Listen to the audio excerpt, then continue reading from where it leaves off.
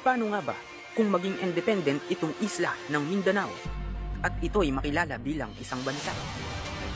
Ito nga ba'y aasenso o lalago ng mabilis sa bahaging ito ng Pilipinas?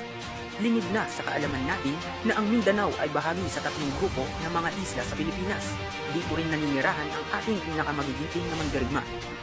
Sapagkat ito lamang bukod tanging grupo ng mga isla sa Pilipinas ang hindi tuluyang nakontrol ng mga mananakop. Ang buong kapuluan ng Pinas ay pwersahan lang nilagyan ng mga hangganan ng Espanya. Kung kaya't kahit bahagi ang Mindanao sa kanilang inaangkin, ay hindi naman nila tuluyang nakontrol ang buong kapuluan. Kung kaya't nakipagkasundo na lang sila noon sa mga Moro, ang Mindanao ay pansamantalang naging federal na estado ng Espanya. Nang bayaran naman ng Amerika ang Pilipinas sa Espanya, ay pinanatili muna ng Amerika ang karapatan ng mga Moro sa Mindanao, tulad ng Espanya.